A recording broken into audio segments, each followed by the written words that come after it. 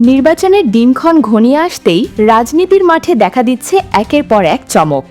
MP পদে জয় নিশ্চিত করতে নিজ দল বিলুপ্ত কিংবা পদত্যাগ করে বড় দলে মিশে যাচ্ছেন ছোট দলের নেতারা। এরই মধ্যে বিএনপির নির্বাচনী ট্রেনে উঠেছেন 4টি রাজনৈতিক দলের প্রধান এবং 2টি দলের মহাসচিব।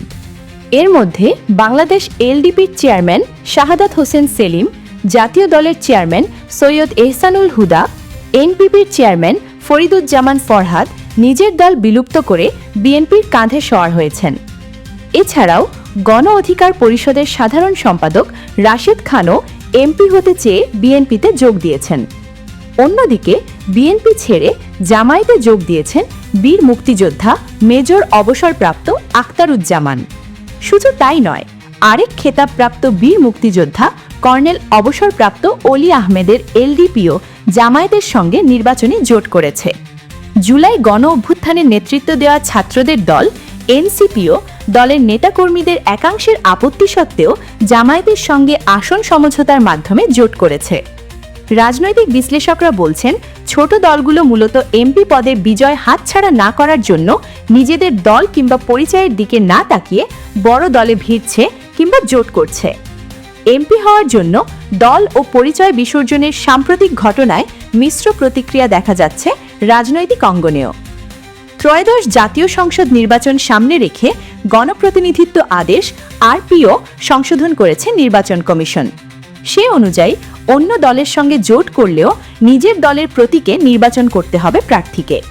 পুরনো সুযোগ বহাল রাখার জন্য ইসিতে চিঠি দিয়েছিল বিএনপি ও তাদের শরিকেরা, কিন্তু কাজ হয়নি। যার ফলে বিএনপি আসন ছাড় দিলেও নিজেদের অপরিচিত প্রতীক নিয়ে নির্বাচন করে বিজয় নিশ্চিত করা সম্ভব নয়, এমন শঙ্কা থেকেই বিএনপিতে যোগদান করেছেন ছোট দলের নেতারা। অবশ্য কেউ কেউ এটিকে নির্বাচনী কৌশলও মনে করছেন।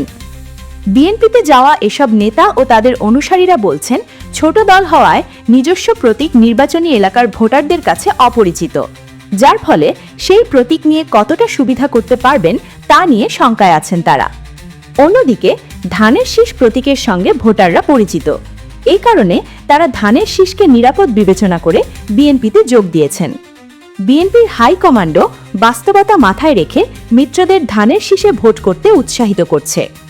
এ প্রসঙ্গে গণ অধিকার পরিষদ থেকে পদত্যাগ করা রাশেদ খান বলেন, আমাকে যে আসনে মনোনয়ন দেওয়া হয়েছে সেটি বিএনপি অধ্যুষিত এলাকা, তাই নির্বাচনে জেতার জন্য ধানের শীষ প্রতীকে নির্বাচন করতে হবে, সেজন্য বিএনপিতে যোগ দিয়েছি। ঢাকা 13 আসনে বিএনপিতে যোগ দেওয়া ববি হাজ্জাজ বলেন, কৌশলের অংশ হিসাবে বিএনপিতে যোগ দিয়েছি, তবে আমার দল এনডিএমও আমার সাথে কাজ করছে।